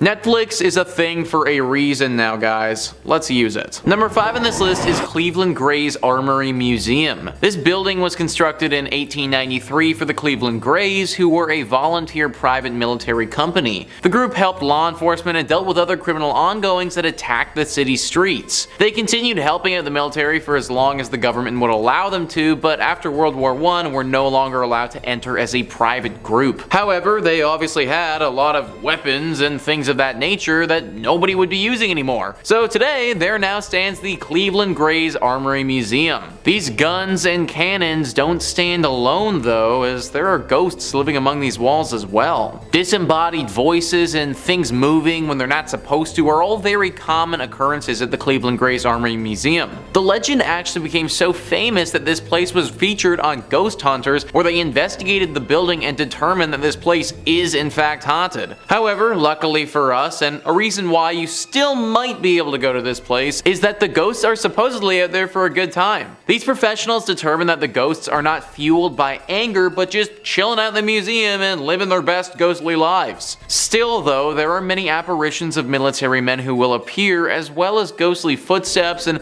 sounds that just don't make any sense at all. It's all very creepy, even if the ghosts are only out for fun. It would probably be a pretty cool place to check out, just make sure that you aren't faint of heart. Number 4 on this list is Erie Street Cemetery. This is apparently one of the spookiest places in the state, and not a spot that you should want to be burying your loved ones. Only in your state rights. In 1826, this charming cemetery was established on East 9th Street, though it was known as Erie Street at the time. Before then, a community burial ground was maintained near modern-day Public Square. Expansion, of course, eventually caught up with the cemetery, and it's now right across the street from Progressive Field. This growth once threatened the cemetery's existence, as bodies were removed from the cemetery in the early 1900s to make space for the new development. This preparation was shut down when the Pioneers Memorial Association was founded, so the burial grounds remains, yet it now feels oddly out of place. Perhaps one of the most unforgettable stories is that of Jock Ossaut,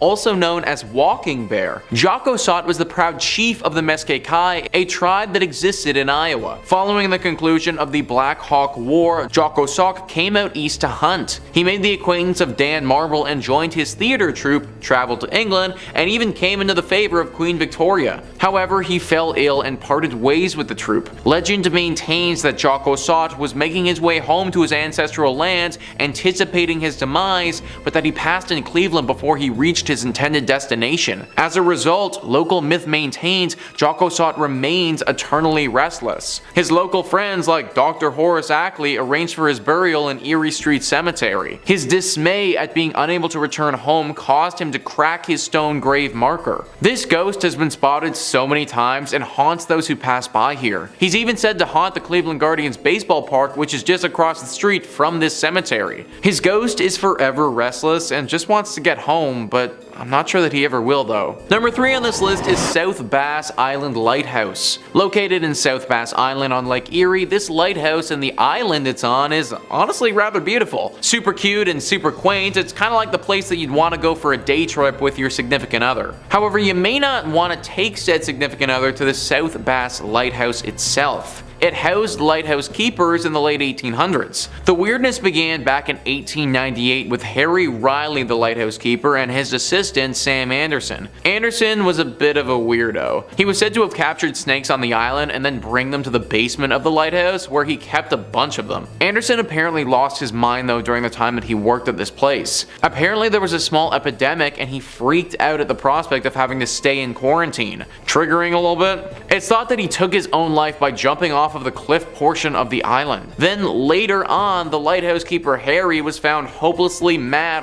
running around the island like a lunatic. It was the two stories of these men that launched the legends of a haunting at this lighthouse. People are very scared of the lighthouse as they believe it to be haunted with some sort of demon that will make you go insane. A lovely and quaint little spot, but one that if you spend too much time at will literally have you lose your mind. Not to mention the ghosts of these two men have been spotted from time to time running around frantically, looking as if all their wits are totally gone. Number 2 on this list is Edwin Shaw Hospital. Edwin Shaw Hospital has truly seen it all, and it's no wonder that it's deeply haunted today. It initially opened in 1915 as a hospital specifically for tuberculosis. Then a few years later, a side wing opened up to care for pediatric patients. Needless to say, during these periods there was a lot of death that took place. Then in 1947, things changed drastically and became a place for abandoned children, those who lost their parents, or those who suffered. For the next few years of this place's operation, there were a decent amount of scandals that took place. Tons of reports of mistreatment of these children, with some patients even taking their own lives during this time. Eventually this became a psychiatric hospital as well, and as you can probably imagine, it saw its fair share of human rights violations and scary things. Now, this place is no more, it's completely demolished, but the area is still deeply haunted. Ohio Exploration went prior to its demolition in 2017 and saw its haunted nature firsthand. They write, "Of course, with such a rich and diverse history, it is no surprise that Edwin Shaw was said to be haunted. The spirits of not only the tuberculosis victims, there are 246 buried in the hospital cemetery, but also of those children who took their own lives and those who fell victim to ill fates were said to haunt the hospital and its grounds. Doors opened and closed by themselves, and sounds of spectral footsteps were often heard in the halls. The sounds of a meal being served in the mess hall were heard quite frequently, but upon inspection, the hall was completely empty. Ghostly humming and other odd sounds were heard in Sunshine Village, where the bulk of the paranormal activity was said to take place. Be very careful, guys, of this place in Ohio." Number 1 on this list is Moonville Tunnel. Moonville Tunnel is a deeply haunted tunnel in Ohio that locals are perpetually afraid of. Jim Reed says, according to local legend, the ghost is that of a railroad worker who was crushed by an oncoming train in the spring of 1859. The newspaper article from the MacArthur Democrat dated March 31st, 1859 reads, "A brakesman was fatally injured when the wheels passing over and grinding to a shapeless mass the greater part of one of his legs." Talk about graphic. Most who claim to have sighted the ghost of Moonville Tunnel say that he carries a lantern and is sometimes seen as a hovering orb of light. At least 4 other people were reported to have been killed at Moonville Tunnel as well, although the details, they kind of vary. Some legends claim that Moonville was struck by a plague and quarantine, and that the ghosts are of those killed by the epidemic. Others state that the ghost is that of a pregnant woman struck by a train, and still others claim that it was an 8-foot tall man who was struck. However, none of these legends are quite as popular as the initial one. This tunnel appears on tons of the most haunted Ohio lists, and it even has a pretty massive section on Wikipedia dedicated to how haunted it is. That can't be said for most other places, and just kind of leads to the legitimacy of these ghosts. On the Wikipedia page, there are also extensive stories about the Lavender Lady, the engineer, and the bully, who were all apparently characters that died due to this train many years ago. As Jim Reed mentioned earlier though, these are lesser legends, but still could have actually happened. Whatever or whoever is truly haunting this tunnel, it's clear that it probably isn't safe for us to be exploring. Avoid the Moonville Tunnel at all costs. Unless you're in a train, in that case, because considering how our ghosts became ghosts, you might actually be safe. Number 5 on this list is the House of Wills, a historic mansion with a deep history and an even deeper haunting. The Atlanta Journal-Constitution says it was built in 1898 by the Germania Tavernian Social Club, according to the website of the current owner, Cleveland artist Eric Freeman. By 1912, it was turned into the hospital for immigrants, and by 1920, it housed the Cleveland Hebrew Institute until 1938. Prominent African-American entrepreneur and businessman John Walker Wills bought the property in 1942 to use as the location for his second funeral parlor. Wills died in the home in 1971, and his family sold it in 2005. The home fell into disrepair until Freeman bought it in 2010 and started the challenging work of restoring and renovating the property. Freeman said on his website that Wills is believed to be one of the many ghosts that haunt the house, and on his Facebook page, he posted a scary electronic voice phenomena, or EVP, recording from the house of what sounds like dozens of spirits from beyond trying to be heard by the living. There have actually been some famous paranormal investigators that have looked into this mansion before, and they all came to the same conclusion. It's haunted. A swirling mist will occasionally appear in the mansion, followed by stark temperature changes and a horribly foreboding sensation. Visitors who've stayed at this mansion for extended periods of time say that the visit changed them. That they're sort of constantly on alert after that stay, as if they're hyper aware all of the time. Unless you're trying to feel anxious literally all of the time, I'd book another place to stay if I was you. Number 4 on this list is the Seeley Rose House. This house is located in the Malabar Farm State Park, which is in Richland County. To this day, it's still a working farm, which is kind of shocking considering the horrible tragedy that occurred here many years ago. Seeley Rose is actually the name of a person, a young girl who lived in the late 1800s. This girl wasn't innocent and sweet as the stereotypical farm gal is.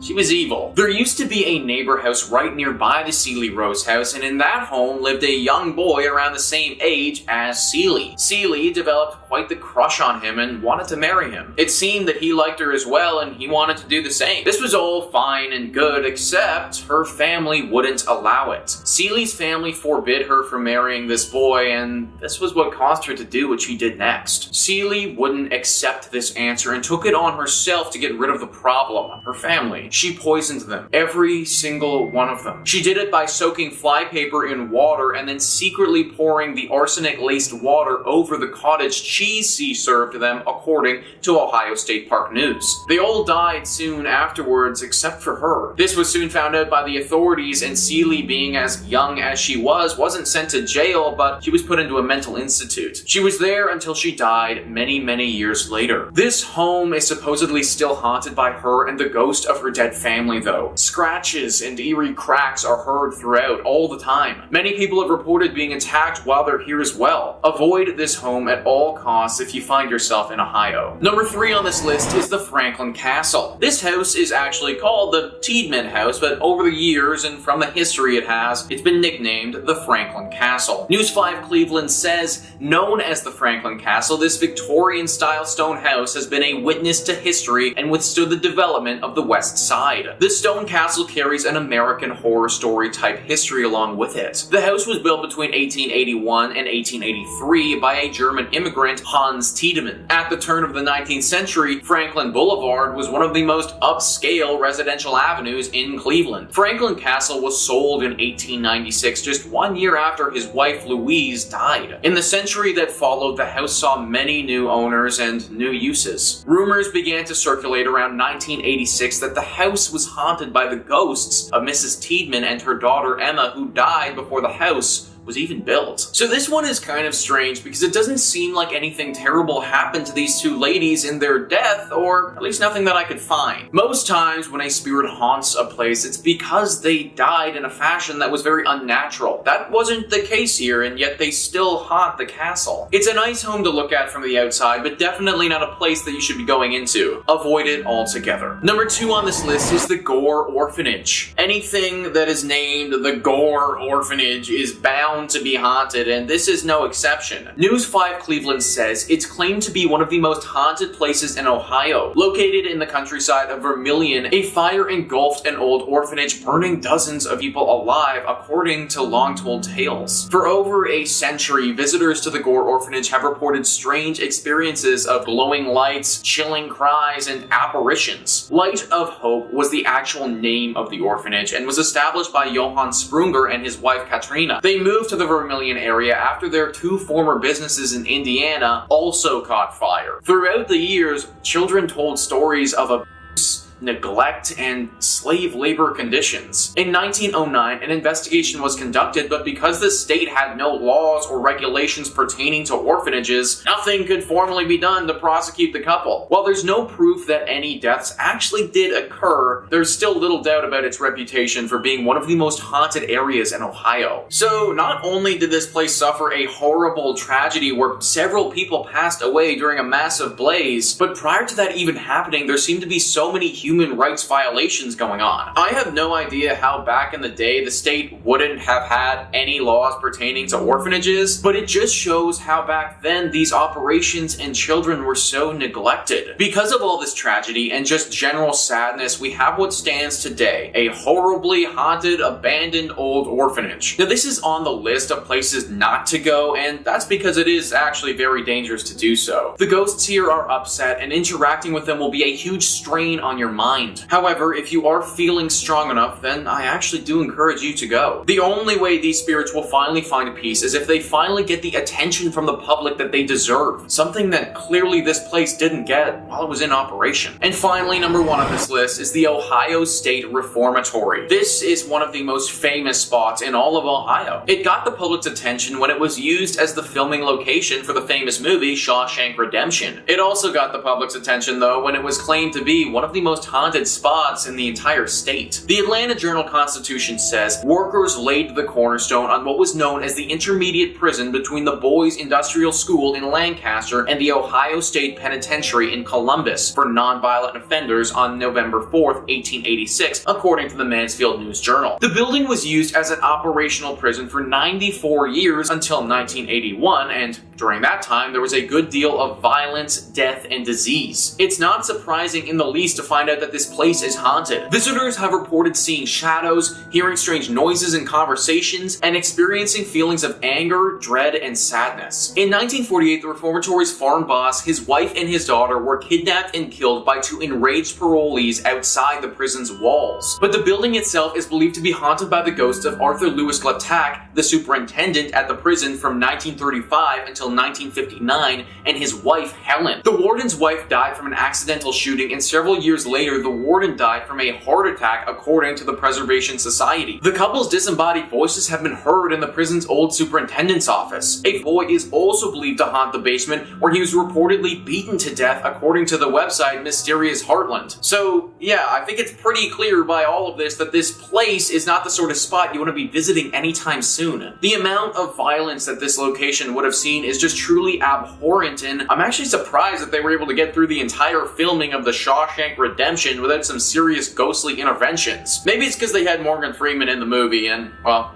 let's face it, he's kind of an angel. Number 5 on this list is Woman Hollering Creek.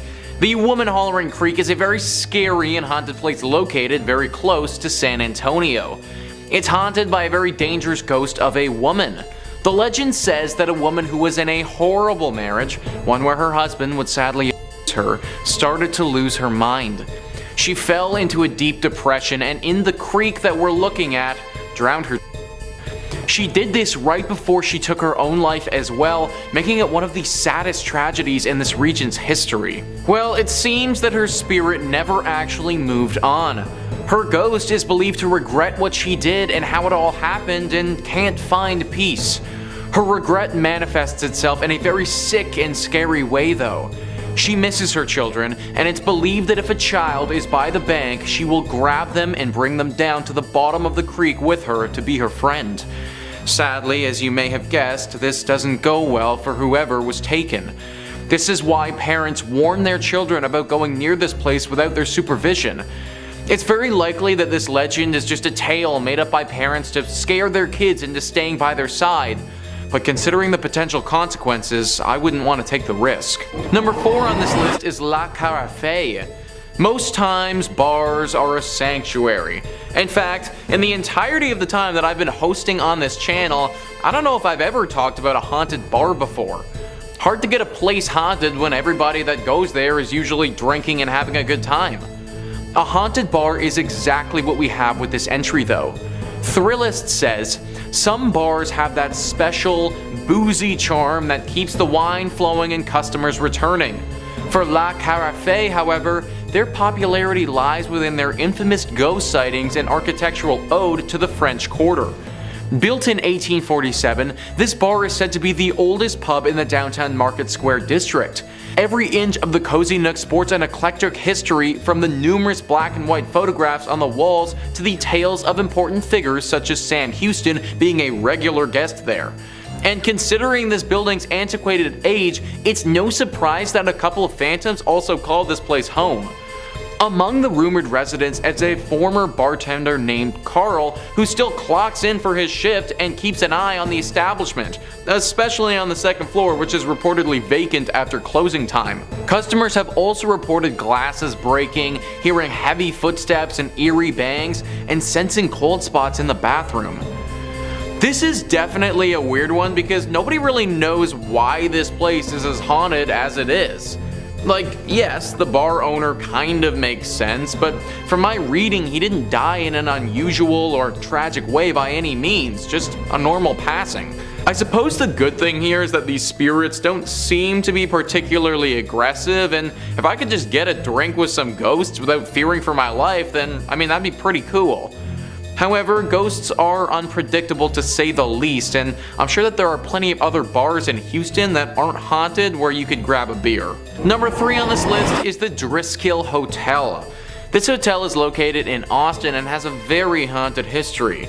Thrillist says, you might not think the Driskill is haunted based on its clean and recently renovated interior or its brief, stunning appearance on AMC's Texas-brimmed drama, The Sons, but it's loaded with plenty of stories that keep even the most adventurous guests running from these historic halls.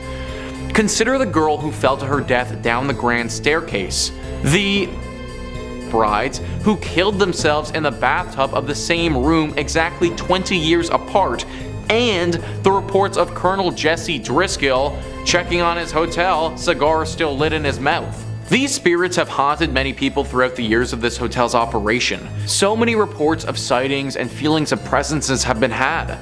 Lots of people say that they'll feel someone over their shoulder, touching their hair, or a hand on their back, but when they turn around, they don't see anything at all. A few rooms in particular have had some stark temperature changes happen to them, so much so that people have had to request to change rooms because it got so cold. Some people have even reported seeing an orb of light floating around the stairwell, never getting close enough to a person for them to touch it, but seemingly tempting them with its presence. This is your classic haunted hotel, and it checks all the boxes as being one of the most haunted spots in Texas. Number 2 on this list is the AI Engineering Building. Now these days when somebody says AI, you automatically think of artificial intelligence, but that's not actually what this AI stands for. It actually stands for Animal Industries. Texas Highways says in 1959, Roy Simmons, foreman of the meat locker in Texas A&M University's old Animal Industries building, was performing a bit of a routine butchery on a slab of bacon. As he was cutting toward himself, the knife slipped in his hand, stabbing his leg near the groin. The blade cut open his femoral artery. His assistant, who'd stepped out for a moment, returned to find him bleeding out on the floor. An ambulance was summoned, but in vain. Simmons died before he could be removed from the building. Sims' death was a tragic accident, but it doesn't take much for a tragic accident to take on a more ghostly cast. In the daytime, we never thought much about any ghosts or strange occurrences, says Jeffrey Saville, a Texas A&M professor who was an undergrad and grad student in the 1970s. It was the nights when we were in the meat laboratory conducting research, usually by ourselves, that one would hear strange noises or feel like you weren't alone. Over the years, Saville says, students and custodians working in the bowels of the building have reported invisible footsteps, strange noises, and objects scattered far from their original resting spots. Saville attributes many of the stories to the natural spookiness of an old building and noisy machinery such as the elevator and the refrigeration compressors. A series of renovations of the building have turned the site of Sims' accident into an office space. Whether or not Sims' ghost roams the hallways, Saville says, one thing keeping his memory alive is the lesson offered by his death. It became a precautionary tale each semester as we visited with students about safety and meat cutting. It gets their attention when you tell them that somebody lost their life because of a knife accident.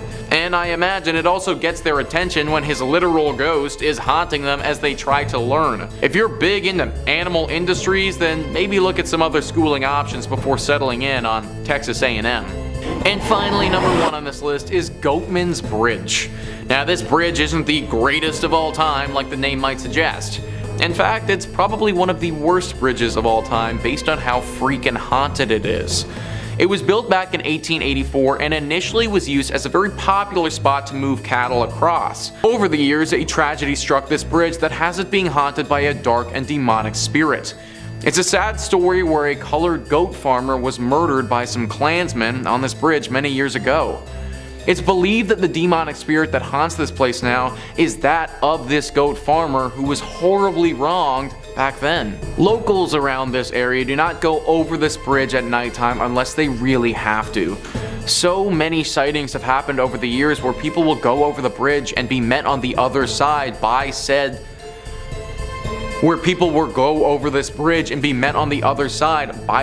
angry spirit. He doesn't hold back against you either and will make you pay for the sins of others.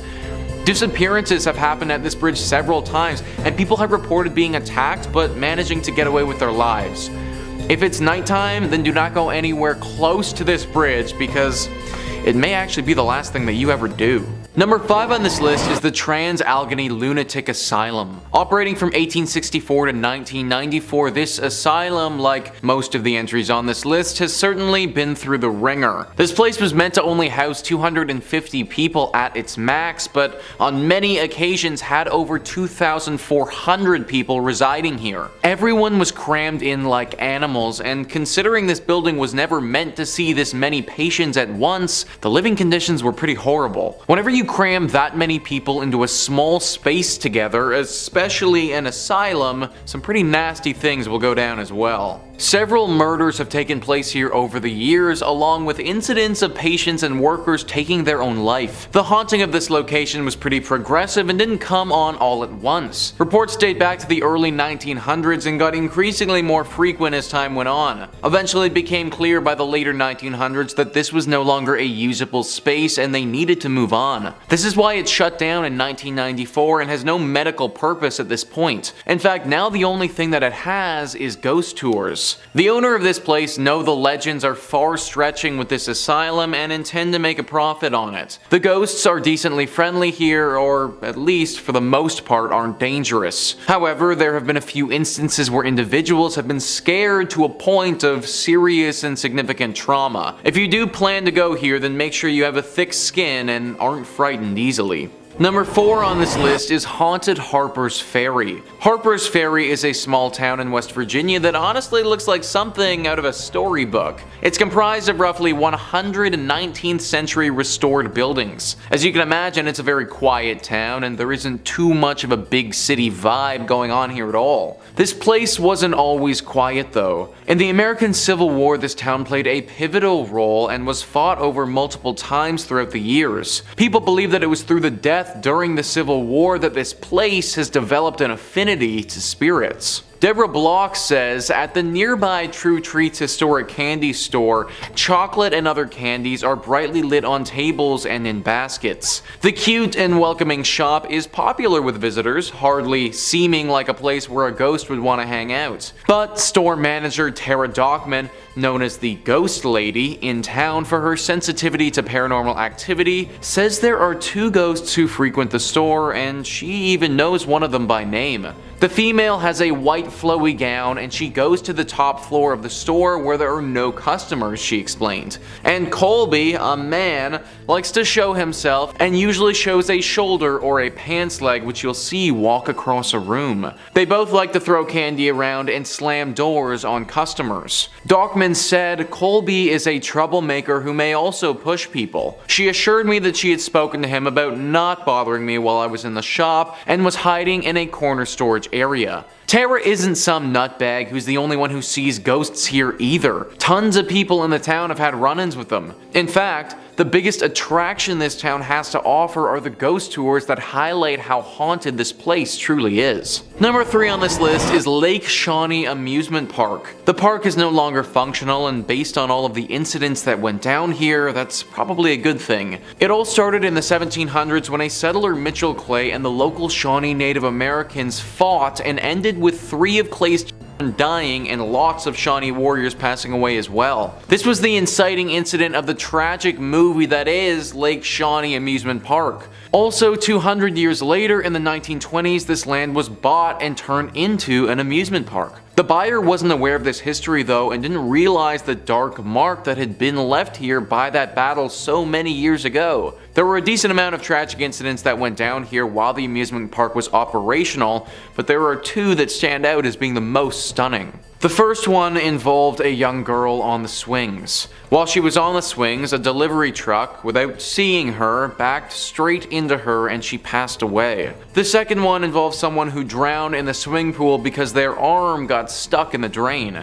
The amusement park had seen enough and shut down in 1966. It was roughly 20 years later that they discovered the history of this place and pieced it all together, assuming that a curse must have been responsible. Locals don't dare go to this place anymore for fear of this curse. It should also be noted that the few who have stepped foot on this place again have reported run-ins with that young girl who died so many years ago. It seems that this curse won't allow her spirit to pass on and now she wanders the area. I'm sure that there are a bunch of other amusement parks in West Virginia that are a lot more fitting and functional than this one. Highly recommend avoiding Lake Shawnee altogether. Number 2 on this list is West Virginia Penitentiary. Would this really be a most haunted place list if we didn't throw a prison on here? Paranormal activity usually favors places that have seen a lot of tragedies and sadness, and this penitentiary has definitely had its fair share. This prison opened up in the 1860s and was active for 119 years before finally being shut down. In that time, it saw over 100 executions, countless riots where people were either severely injured or died,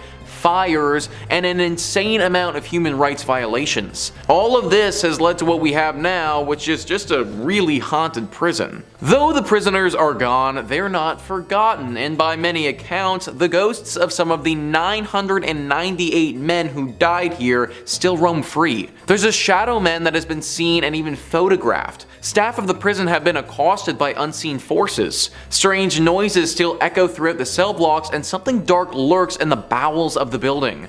That was a small passage from Moundsville Haunted History who are familiar with the prison. 998 men though. That's how many different individuals are thought to potentially haunt this place. That's literally a full-on ghost army right there, guys. This place must have been horrible if that many people's souls are left wandering around this space. If I was the owner of this spot, I'd do those 998 people a favor and just knock this place to the ground. Maybe then these ghosts can finally rest. And finally, number 1 on this list is Point Pleasant. This has got to be the top spot on our list just considering the amount of lore surrounding the creature here. The Mothman. If you're watching videos on this channel, then I imagine you're already probably familiar with what this creature is, but for those who aren't, the Mothman is a humanoid creature reportedly seen in the Point Pleasant area from November 15th, 1966 to December 15th, 1967. Shayla Klein says, according to legend, Mothman is a black 10-foot creature with wings and red eyes. Articles and newspapers at the time were reporting that the monster was also commonly seen in the TNT area near town, with some locals speculating that perhaps people were really seeing cranes or owls, and others wondering if the creature was created in some sort of mutation accident involving the chemicals associated with storing TNT. Regardless, legend has it that mysterious men in black suits began visiting the town shortly after the sighting reports. The most infamous sighting of Mothman was on December 15th, 1967. Locals said that they saw Mothman on top of or flying over the Silver Bridge, which was a suspension bridge over the Ohio River that connected Point Pleasant, West Virginia, to Gallipolis, Ohio. According to Mothman lore, shortly after the creature was spotted on the bridge collapsed, resulting in the deaths of 46 people. An investigation into the disaster found that a fracture in a suspension chain was the cause. This is one of the most famous American urban legends ever. The amount of people who saw this creature during this period of time and the fact that high-ranking secret officials started to investigate it all point to its legitimacy. It was active for about a year and then just totally disappeared though, and nobody knows what happened to it. The leading theory is that the government was able to capture whatever it was and probably took it to a secret base to study it. If that's the case, then Point Pleasant is most likely safe now, but be wary of what's flying over top of you if you do decide to go here.